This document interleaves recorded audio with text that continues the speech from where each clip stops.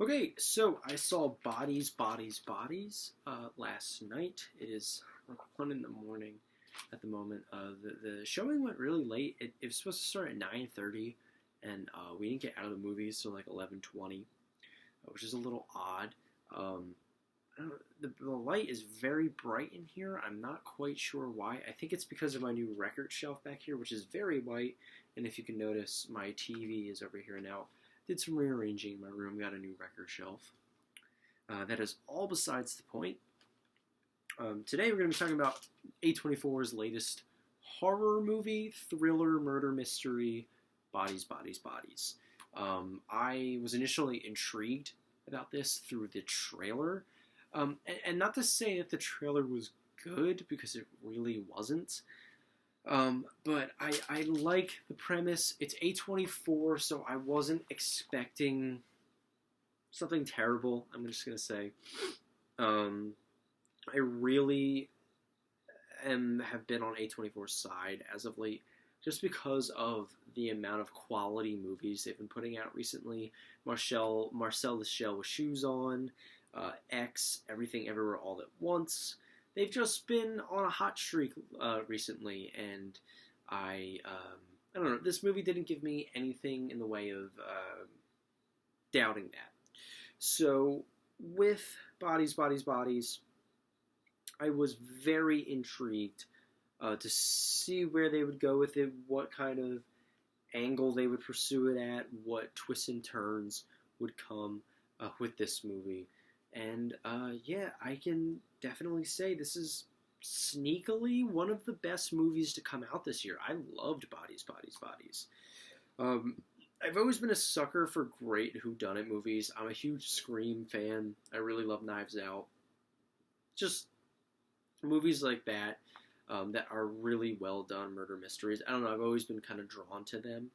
And this movie definitely fits into that category very, very well. The script is extremely sharp and well written, making the most of really simple ideas and using character relationships to build that tension and build that mystery, and kind of subverting what you would think different people would do in these different situations. Yes, the setup is a little too simple, I think. The first 5 minutes are a little too abrupt, kind of thrust you into the story a little bit too much. I feel like there could have been a little more setup, and this movie could have been a little bit longer, but that is a very minuscule problem. And while the dialogue is very on the nose and very, it is not hiding anything. It's not trying to be metaphorical at all, the dialogue. I think it never goes overboard with what it's trying to do with its satirization of kind of Gen Z culture and my generation's way of talking to each other. It's not. I'm not going to say it's the most accurate thing in the world, but I think it is really well done satire. In my Letterboxd review, I called this movie chronically Gen Z in the way that Scream is chronically Gen X. And I think that fits. I think it very much gets the zeitgeist of our time right now. And I think it understands, what things to prod at, what things to poke fun of, what things that are a little too much, and what things you can kind of have fun with. So, I don't know. I feel like the dialogue was very carefully thought out and had a lot of care put into it, just because of I don't know. It very much to me seemed like the woman who wrote this movie. Her name is escaping me right now, but she really put a lot of care into the certain intricacies of characters' dialogue, and I don't know. To me, it really worked. All the performances are extremely fun and work really well with the script. Pete Davidson, weirdly enough, he was really good, but in a way you wouldn't expect. He definitely plays more of an asshole character, and he has a very minor role in the movie.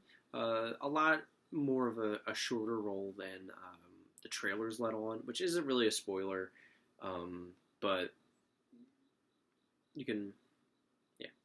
But he plays an asshole. He is not likable whatsoever. And normally with Pete Davidson, he is a lovable douche or a guy that is very flawed, but in a goofy kind of way. No, in this movie, he just really plays a dickhead, and I think he plays that very well.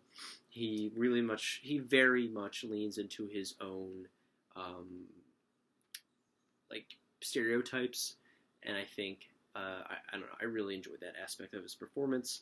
The actress who it is escaping my head, she was in Shiva Baby.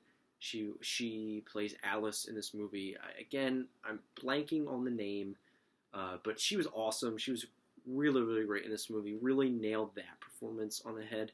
Every actor in this movie really, I think, nails the character that they're portraying, which I know is a pretty basic thing to have been done right. But I don't know. I really think the casting was perfect in this movie.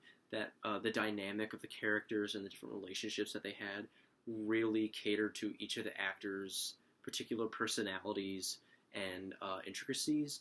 I don't know. I think they really worked well off of each other. And again, it very much felt like how in Scream, all of the casting was perfect, and it hit the nail right on the head, and they all worked really well off of each other. I think this movie is very similar in that way. And the direction and visuals really work so well with the setting, really creating a lot of tension. I don't know, there was multiple shots that are some of my favorite that I've seen all year in this movie. It was just so well done and so entertaining and so fun to watch. A lot of the shots in this movie are. And I don't know, the setting was awesome. It's like a dark house during a hurricane. It's a big mansion. I just felt like it was such a great such a great setting to play around with, to kind of create different situations in. I just think, again, the filmmaker really took a great a great simple idea and ran with it as much as she could. And I think, again, using the house setting really, really worked. And the direction and visuals were amazing. Which, again, I guess is kind of a given now with A24. I mean, some of their bad movies even have really good cinematography.